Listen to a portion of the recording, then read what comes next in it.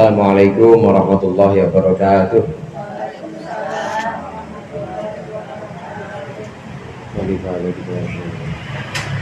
Al-Fatihah.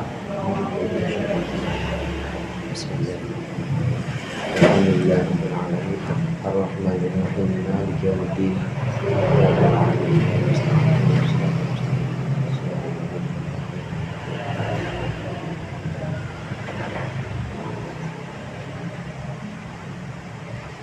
Bismillahirrahmanirrahim.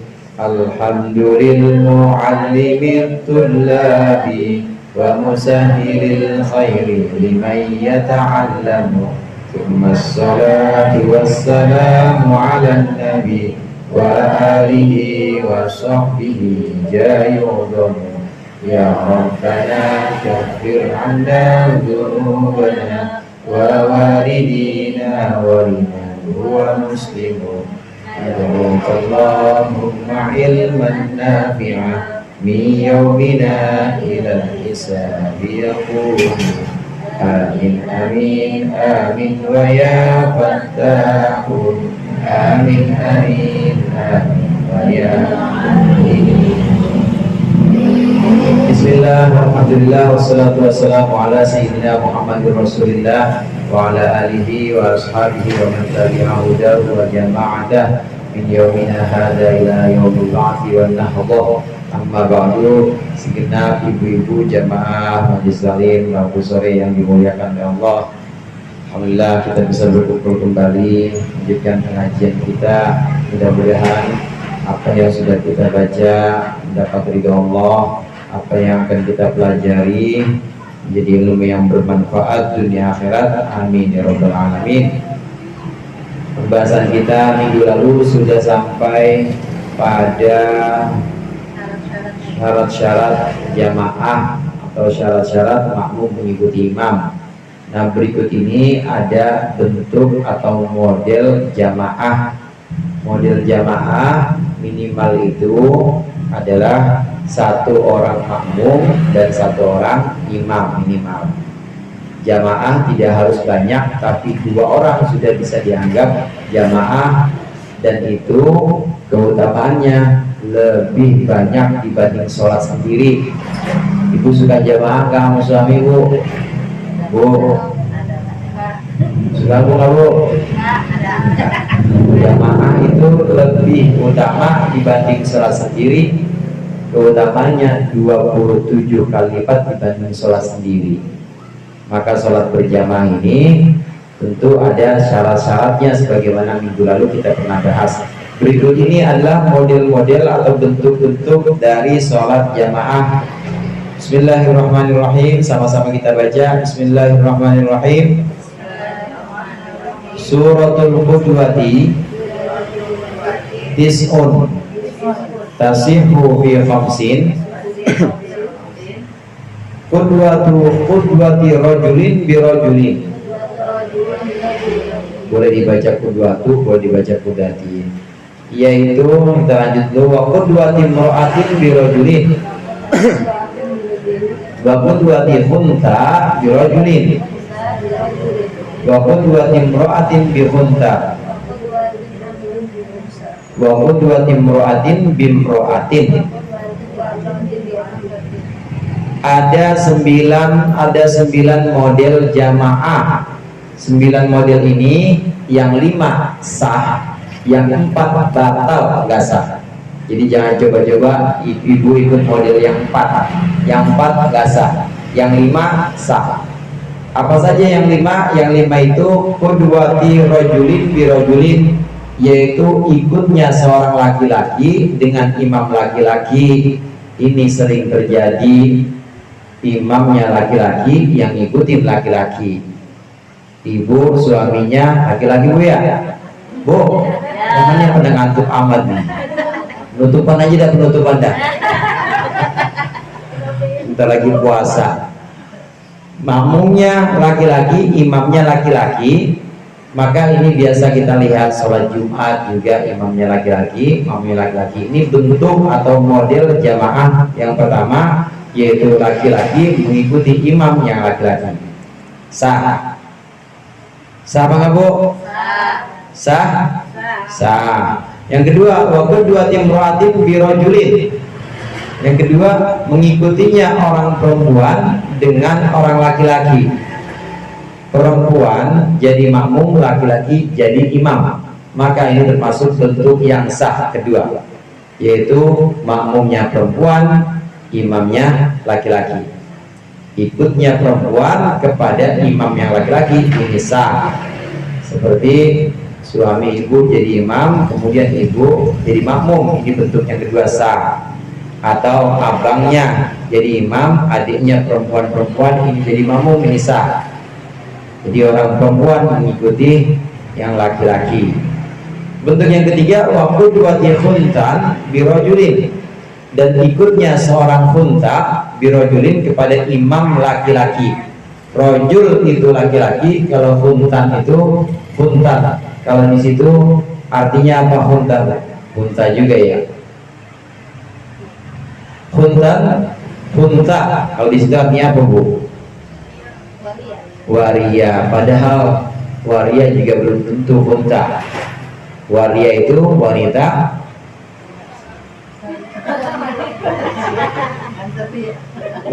pria. Oh, dibilang wanita ya pria, dibilang pria ya wanita. Waria.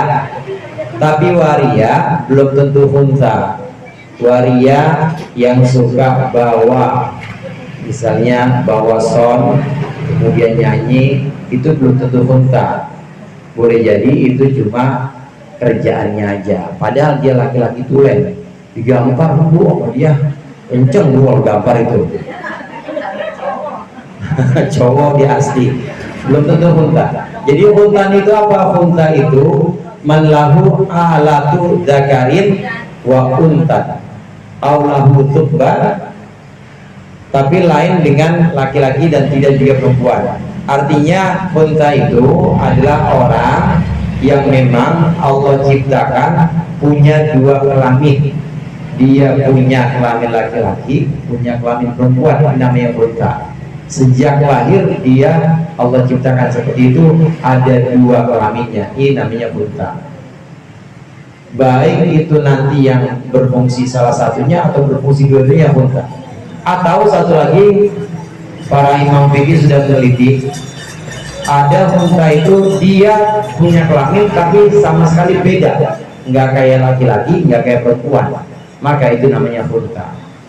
Khunta ini lebih rendah atau lebih, dia punya kekurangan, artinya kekurangannya dibanding laki-laki tentu lebih sempurna laki-laki, tapi dibanding perempuan itu lebih sempurna khunta dibanding perempuan. Ini dari segi imamah ya Bu, dari segi imamah. Dari segi menjadi imam ini lebih sempurna khunta dibanding perempuan. Dari segi apa Bu? Dari segi menjadi imam lebih sempurna khunta. Saya katakan dari segi menjadi imam, soalnya kalau dari segi yang lain mungkin belum tentu. Di sini model yang ketiga, khunta mengikuti imam yang laki-laki. Ini termasuk model yang sah. Karena khunta itu nanti punya kecenderungan, orang yang Allah berikan, Allah takdirkan, diciptakan oleh Allah memiliki dua kelamin, ini nanti lambat laun dia punya kecenderungan, kecenderungan atau cenderung. Dia cenderung apa nih? Cenderung laki-laki. Kenapa? Karena dia demennya sama perempuan. Nanti lama-kelamaan yang berfungsi juga alatnya laki-laki, maka dia laki-laki jadinya. Laki-laki.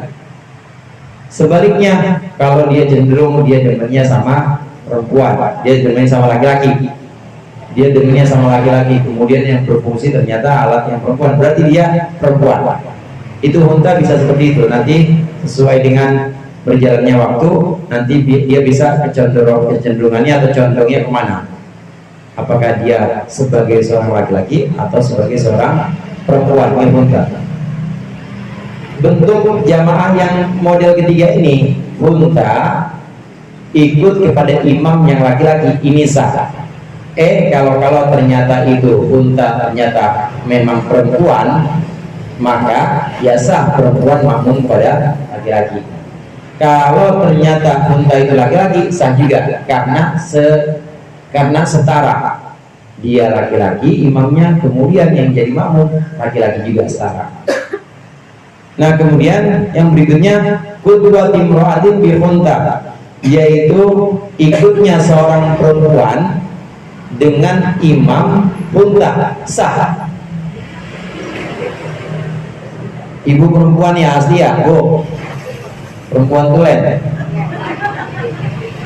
Bulan Ustaz udah 7 anak saya. Masa nggak percaya? Perempuan ikut imam, perempuan ikut kepada imam, imamnya unta, itu sah, boleh. Bahkan itu cacat dari segi menjadi imam, maka yang lebih utama adalah unta jadi imam. Kenapa demikian? Karena unta boleh jadi dia itu adalah seorang laki-laki, karena dia kecenderungannya kepada perempuan, kemudian juga yang berfungsi ternyata adalah alat yang laki-laki, dan ternyata dia gak punya rahim, maka jadilah dia laki-laki, itu unta. Maka ada seorang perempuan makmuman, dia ikut sholat jamaah, imamnya unta, sah, karena boleh jadi dia itu laki-laki unta. Atau kalaupun ternyata ini unta perempuan, ternyata emang dia sukanya kepada laki-laki, kemudian yang berfungsi itu adalah alat perempuannya, ternyata punya rahim juga, hamil juga, udah perempuan tulen itu kalau udah hamil. Nah, kalau seperti itu sah juga. Kenapa? Karena setara, makmumnya perempuan dan imamnya perempuan. Bisa dipahami, Bu? Iya. Jadi model yang keempat ini, seorang perempuan tulen mengikuti imam yang unta, ini umumnya sah, boleh. Nah, yang berikut ini umum nih, yang kelima. Yang kelima, qudwat imra'atin bimra'atin, yaitu ikutnya seorang perempuan kepada imam yang perempuan. Ini biasa terjadi, ibu imamin anak-anak ibu yang perempuan-perempuan. Nah, ini biasa terjadi. Jelas nisa. Kenapa setara? Dari sini bisa kita simpulkan bahwa dalam sholat jamaah itu antara makmum dengan imam minimal harus setara. Tidak boleh makmumnya itu lebih tinggi. Tinggi di sini maksudnya adalah lebih sempurna penciptaannya dibanding imamnya. Seperti contoh tadi, setara boleh. Makmumnya laki-laki, imamnya laki-laki, boleh. Makmumnya perempuan, imamnya perempuan, boleh. Minimal setara. Atau lebih sempurna, makmumnya perempuan, imamnya laki-laki. Atau makmumnya perempuan, imamnya unta, boleh. Atau makmumnya unta, imamnya laki-laki, itu boleh. Jadi 5 yang sah, ya. Yang sah itu 5. Saya ulang, 5 itu yang sah adalah makmumnya laki-laki, imamnya laki-laki, 1. Yang kedua, makmumnya perempuan, imamnya laki-laki. Yang ketiga, makmumnya unta, imamnya laki-laki. Yang keempat, makmumnya perempuan, imamnya unta, sah. Kemudian yang kelima, makmumnya perempuan, imamnya perempuan, ini sah. 5 model jamaah ini hukumnya sah dan diperbolehkan. Nah, yang tidak boleh ini yang 4 yang akan kita baca. 4 ini tidak sah, bentuk atau model jamaah yang 4 berikut ini. Wa tabtulu fi arba'in, dan batallah jamaah dalam 4 model berikut ini. Qudwatu rajulin bimra'atin, yaitu mengikutinya orang laki-laki kepada imam perempuan. Laki-laki jadi makmum, perempuan jadi imam, tidak sah, tidak boleh. Kan doaan saya, Ustaz, saya ibunya, dia anak saya, tetap tidak boleh. Tetap harus laki-laki, yang di depan perempuan dengan laki-laki, maka yang jadi imam harus laki-laki. Tidak sah laki-laki sebagai makmum mengikuti perempuan imam. Ini tentu yang tidak sah yang pertama. Yang kedua, qudwati rajulin bi khunta, yaitu ikutnya seorang laki-laki kepada imam yang khunta. Laki-laki ikut kepada imam yang khunta. Tadi kita sudah bahas, khunta itu orang yang punya dua alat kelamin. Ada orang laki-laki tulen makmuman, dia sholat jamaah, imamnya khunta, maka tidak sah.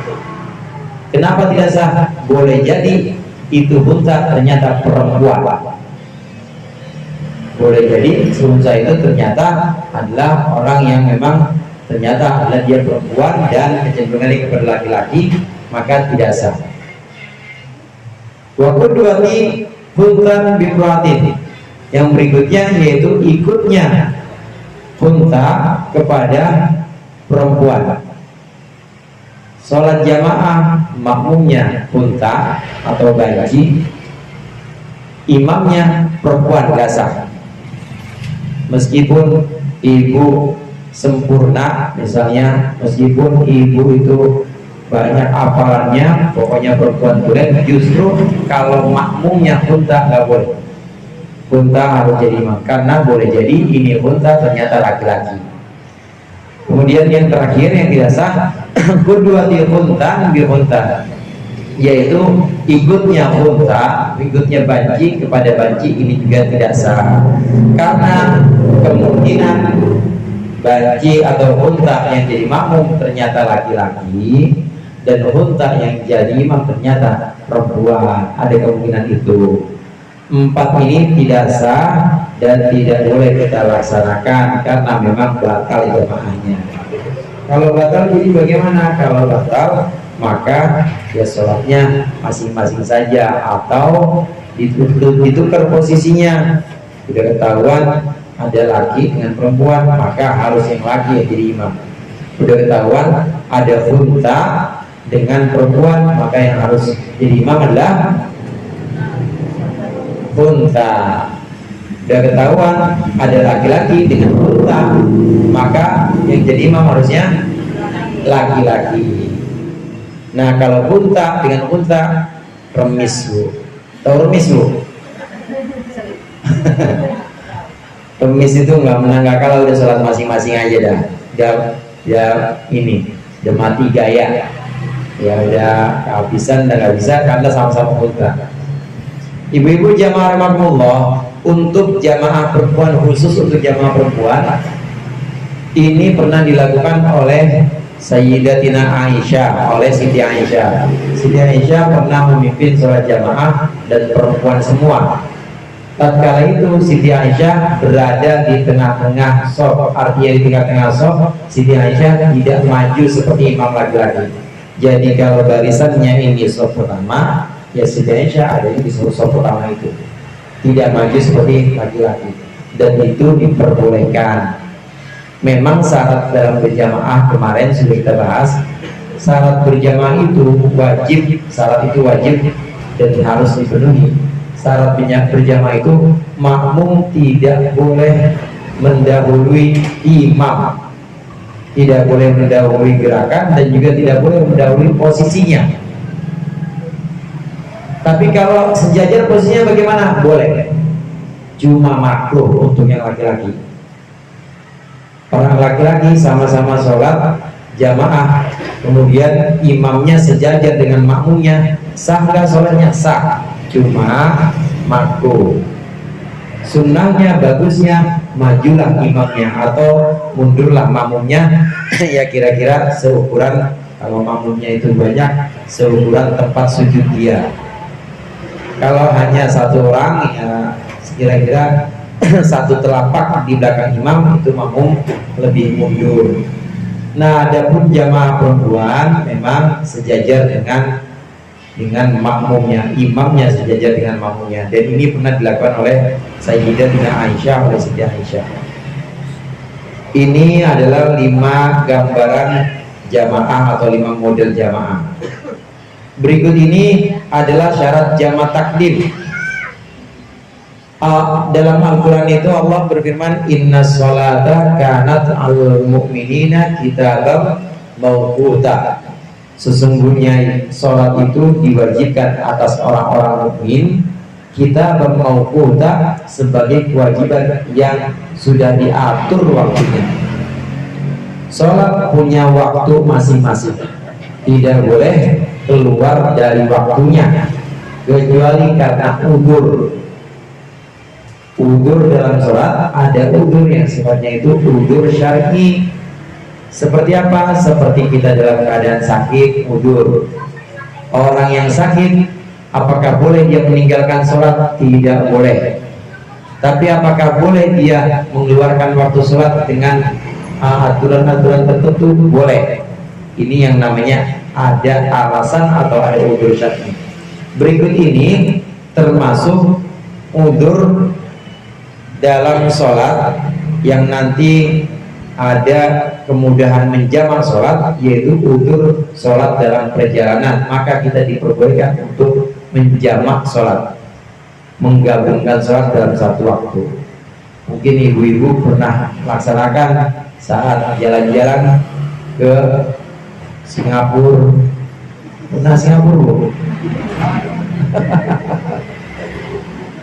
Ibu mungkin pernah jalan-jalan ke kampung misalnya, atau ke mertua, kampungnya mertua, maka bisa diamalin nih, bisa dilaksanakan menjamak sholat, artinya menggabungkan dua sholat dalam satu waktu, zuhur dengan asar, maghrib dengan isya. Namun nggak boleh sekedar jamak-jamak aja, harus ada syarat-syarat. Berikut ini adalah syarat jamak. Jamak itu dibagi menjadi dua, ada jamak takdim dan ada jamak takhir. Jamak takdim itu artinya mendahulukan takdim itu. Maksudnya jamak takdim menggabungkan dua sholat, dilakukan di sholat yang duluan, maka disebut takdim, didahulukan. Menggabungkan dua sholat dilakukan di waktu sholat yang pertama. Zuhur dengan asar digabungkan di waktu sholat yang pertama atau sholat yang duluan. Duluan mana zuhur sama asar, Bu? Zuhur. Zuhur dan asar digabungkan di waktu zuhur, namanya jamak takdim. Zuhur dan asar digabungkan di satu waktu, dilaksanakan di waktu asar, maka namanya jamak takhir, dari kata akhir, karena dilakukan di waktu sholat yang akhir, yaitu sholat asar. Begitu juga maghrib dan isya. Maghrib dan isya dilakukan di waktu maghrib, namanya jamak takdim. Maghrib dan isya digabungkan, dilaksanakan di waktu isya, namanya jamak takhir. Nah, ini boleh, dan ini termasuk rukhsah atau termasuk keringanan yang Allah perbolehkan. Sayyidina Umar mengatakan ini adalah sebuah keringanan, adalah sebuah hadiah dari Allah, sebuah rukhsah dari Allah yang boleh diambil untuk kita, karena Rasulullah pernah melaksanakan itu. Syurutul jamak takdim arba'atun. Syarat jamak takdim itu ada 4. Yang pertama al-bada'atu bil ula, memulai dengan sholat yang pertama. Wa niyatul jam'i fiha, 2, niat jamak dalam sholat yang pertama. Wal muwalatu bainahuma, dan sambung menyambung antara sholat pertama dan kedua. Wa dawamul udri, dan masih terus ada atau terus berlangsung udurnya. Jamak takdim ini harus memenuhi syarat 4 ini, harus memenuhi 4 syarat, baik itu jamak takdim karena perjalanan ataupun karena hujan. Kita boleh jamaah takdim karena perjalanan, menjamaah sholat di waktu awal boleh. Begitu juga karena hujan kita boleh jamaah takdim. Saat hujan lebat, kita udah terlanjur sampai masjid atau kita udah terlanjur sampai di tempat sholat dan di situ ada jamaah, maka kita boleh jamaah takdim. Digabungin waktu sholat isyaknya ditarik dilaksanakan di waktu maghrib, ini boleh. Jadi jamaah takdim diperbolehkan karena keringanan atau karena uzur perjalanan maupun karena uzur hujan. Nah, syarat-syaratnya al-bada'atu bil ula, yang pertama yaitu mulai dulu dengan sholat yang pertama. Kita mau menjamaah takdim, jamaah takdimnya zuhur dengan asar, maka yang harus dilakukan pertama kali adalah zuhurnya. Karena kita tarik waktu, kita tarik sholat asar, kita laksanakan di waktu sholat zuhur. Jadi yang punya waktu siapa, Bu? Asar apa zuhur? Zuhur. Karena yang punya waktu zuhur, maka zuhur harus didului.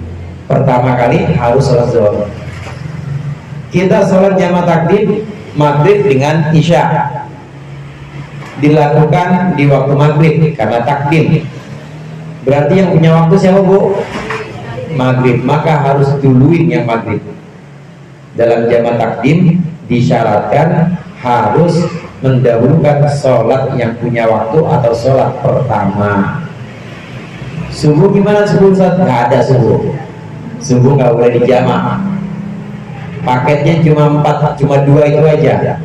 Zuhur dengan asar, maghrib dengan isya. Ibu juga nggak boleh, asar dengan maghrib nggak boleh. Nggak boleh, udah paketnya itu aja. Zuhur asar atau maghrib isya. Syarat yang pertama yaitu harus mendahulukan sholat yang awal. Syarat yang kedua yaitu waniyatun fiha, yaitu niat jamaah. Harus ada niat jamaah dalam sholat yang pertama. Saat kita takbiratul ihram sholat zuhur, Allahu Akbar di rest area misalnya, maka dalam takbiratul ihram kita, hati kita harus niat. Niat itu menyampaikan maksud, aku sholat zuhur dijamak dengan asar, harus begitu. Dijamak takdim dengan asar, bahasa Indonesia begitu. Bahasa Arabnya usolli fardhu zuhri majmu'an ma'al asli jam'at takdimin. Enakan Arab apa enakan Indonesia, Bu? Iya, lagi pula hatinya kan, hati mah nggak ada bahasanya. Pokoknya dalam hati udah ada kontak, saya sholat zuhur digabung dengan asar, udah jadi itu. Dalam hati saat Allahu Akbar ini kita harus ada maksud atau ada niat, aku sholat zuhur digabung jamak takdim dengan asar. Harus ada ini niat, wajib niat dalam sholat yang pertama. Walaupun ada juga ulama yang mengatakan boleh tidak saat takbiratul ihram. Awalnya ibu niat sholat biasa, sholat zuhur 4 rakaat, kemudian niatnya biasa, sholli fardhu dhuhri 4 rakaatin mustaqbilal qiblatillahi ta'ala, enggak ada majmu'an jamaah takdim. Allahu Akbar. Di tengah-tengah sholat habis Fatihah, iya ya, ini lagi di perjalanan, dalam hati cuma nggak ngomong batal ya. Iya, ini di perjalanan, saya jamaah aja, jamaah takdim. Jadi boleh. Selesai dari sholat zuhur, ibu bangun lagi, qomat, kemudian sholat asar, nggak apa-apa. Boleh niatnya di tengah-tengah sholat.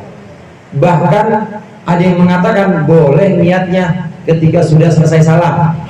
Assalamualaikum warahmatullah, assalamualaikum warahmatullah. Oh iya, jamaah sekalian boleh. Meskipun niat sholat zuhurnya itu biasa, tidak ada niat, tadinya tidak ada niat majmu'an jamaah takdimin malasi. Cuma memang yang paling bagus, yang paling utama niatnya itu kita letakkan saat takbiratul ihram jadi ketara kalau ibu niat benar-benar sama ibu yang enggak niat. Kalau yang enggak di takbiratul ihram selesai sholat kan kayak orang ini, kayak orang tiba-tiba aja ujuk-ujuk aja punya kemauan. Tapi kalau dari awal emang ibu udah bertekad saya jamak, itu jelas lebih utama. Allahu Akbar, aku sholat zuhur fardu, aku sholat fardu zuhur digabung dengan asar jamak takdim lillahi ta'ala. Bar, Allahu Akbar, antara hamzahnya Allah, hamzahnya lafaz Allah sampai rohnya bar, itu kita ada niat hati, aku sholat fardu zuhur digabung dengan asar lillahi ta'ala. Harus ada niat. Ini syarat yang kedua. Syarat yang ketiga, harus mualah atau sambung nyambung. Selesai sholat zuhur, contoh yang tadi, maka ibu harus langsung bangun lagi untuk melaksanakan sholat asar. 4 rakaat selesai zuhur, bangun lagi laksanakan sholat asar. Harus mualah.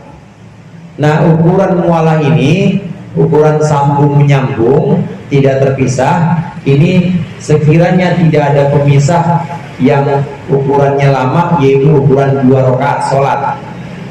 Ukuran 2 rakaat sholat, ibu 2 rakaat berapa menit? Setengah menit kali ya? Setengah menit buat 30 detik.